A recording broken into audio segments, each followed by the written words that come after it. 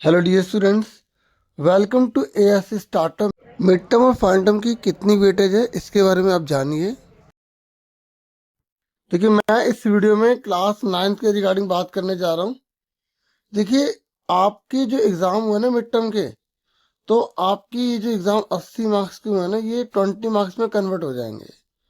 और जो आपके फाइनल टर्म के जो एग्ज़ाम होंगे वो आपके 80 नंबर का पेपर होगा, वो 60 नंबर में आपके एग्ज़ाम कन्वर्ट हो जाएंगे। ठीक है, तो कोई बच्चे ये ना सोचे कि अगर आप मिड टर्म में फेल हो गए हैं तो आप फाइनल में भी फेल कर दिए जाएंगे। ऐसा कुछ नहीं है। आपके पास जो फाइनल टर्म है उसमें बहुत बड़ी अपॉर्चुनिटी है। मिड टर्म की जो वेटेज है ना वो बहुत कम है। मेरी बात समझे? देखो, अलग अलग जो यहाँ पर ना परसेंटेज के हिसाब से यहाँ दे रखा है। जैसे कई जो सब्जेक्ट होते हैं वो 80 मार्क्स के होते हैं, तो उसका तो ये रूल है। कई एग्जाम 50 मार्क्स के, तो उसका ये रूल है। कई एग्जाम जो है थ्योरी 25, प्रैक्टिकल 75 है, तो उसका ये रूल है।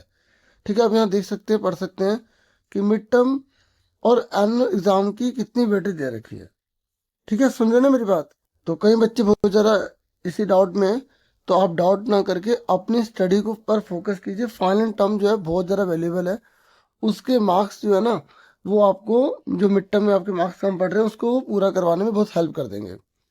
मेरी बात सुन रहे? अब जैसे मैं आपको यहाँ पर बता दूं, जैसे किसी बच्चे के अभी 80 में से मान लो 40 नंबर आया, तो ये जो है ना कन्वर्ट हो जाएंगे 20 में। तो 80 में जब 20 के लगेंगे तो ये देखो कितना हिस्सा कर रहे हैं, 1/4 कर रहे हैं। तो इसका आपको 4 से भाग कर देना है। तो इस तरीके से बच्चे के बीच में से 10 बनेंगे। जैसे अगर किसी बच्चे के 80 में से मान लो 60 नंबर आए हैं, तो उसके 20 में से कितने होंगे? आपको ऐसे 4 से डिवाइड कर देना है।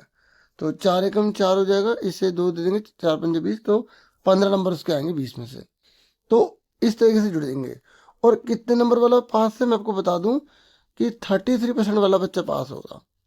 ठीक है, तो बाकी जो एक अलग से मैं आपके लिए रूल वगैरह जो है बता दूंगा और डिटेल में। पहले आपको ये जो बताना जरूरी था, आप इसको अच्छे से कंसिडर करें और खूब मन लगा के पढ़ाई करें।